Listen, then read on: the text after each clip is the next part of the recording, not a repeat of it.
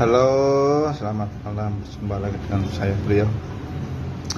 Saya pernah merasakan ya, ternyata kenikmatnya hidup. Nikmatnya hidup itu kalau kita bisa mengelola atau mengatur diri kita sendiri. Diri kita sendiri maksudnya diri itu ada badan kita harus mandi, kita bersihkan, sikat gigi lah, apalah. Itu kita bisa membersihkan sekali, minimal itu 2 kali. Itu nanti kita akan merasakan bagaimana nikmatnya kalau badan kita itu bersih. Nah, di situ ada kenikmatan yang zohir itu, kenikmatan di luar badan kita. Ada lagi kenikmatan yang bisa dirasakan. Contohnya adalah kita makan, kita minum, itu kenikmatan yang bisa kita rasakan, dan itu akan mempengaruhi rasa kita bahagia atau sedih. Itu di situ. Kalau kita bisa makan enak, makan mie ayam, makan sate itu, nah itu kita suasana hati kita akan berbeda.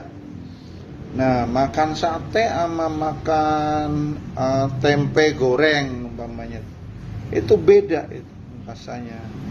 Makanya kita harus belajar bagaimana caranya kita untuk bisa merasakan betapa nikmatnya hidup ini. Nah, terus yang kedua itu nikmat batin. Nikmat batin itu kita jangan terbelenggu oleh dosa.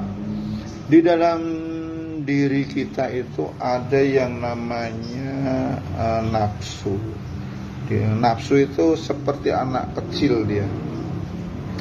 Anak kecil itu gimana ya? Anak kecil itu dia mintanya aneh-aneh. Anak kecil itu. Seperti apa?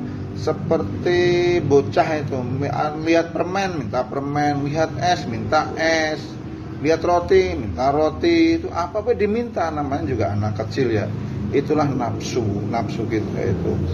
Makanya kita harus bisa mengekang, mengendalikan nafsu kita. Jangan kita turutin terus, umpamanya nafsu ini minta, ayo korupsi, kita ikut korupsi. Ayo maling, ikut maling. Itu nafsu diturutin terus, nanti nafsu itu akan kayak anak kecil, bisa guling-guling nanti kalau nggak diturutin.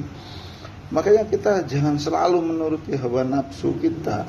Kita harus amati tuh, ini nafsu. Kalau nafsu kita lawan itu, pelan-pelan kita berlatih.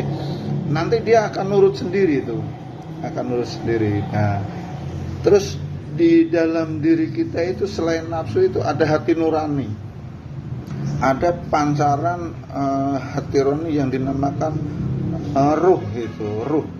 Nah, ruh itu yang mengajak kita ke kebaikan, jalan ke kebaikan itu.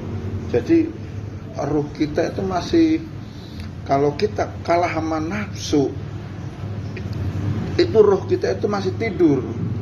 Jadi nafsu pengen ini, pengen itu, ruh itu diem aja, nggak ngebrontak, nggak apa. Makanya ruh itu harus dibangunkan. Gimana cara membangunkan ruh? Membangunkan ruh itu dengan cara kita membiasakan menjalankan ibadah-ibadah yang formal. Saya sholat harus kita latih, harus kita konsekuen, dan harus kita jadwal. Kalau bisa dijadwal, kita atur lah, jam segini harus sholat ini, jam segini harus sholat ini, jam segini harus puasa, hari ini harus kita jadwal terus. Itulah ciri-ciri orang yang bisa mengatur dirinya sendiri. Dan orang kalau sudah bisa mengatur dirinya sendiri, dia itu akan menjadi orang yang sukses dan punya konsep untuk memperbaiki diri. Nah, nanti dievaluasi mana yang nggak bisa saya lakukan bersatu.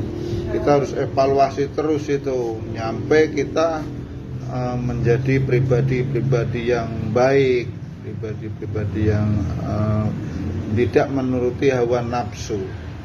Udah situ aja dari saya, selamat malam.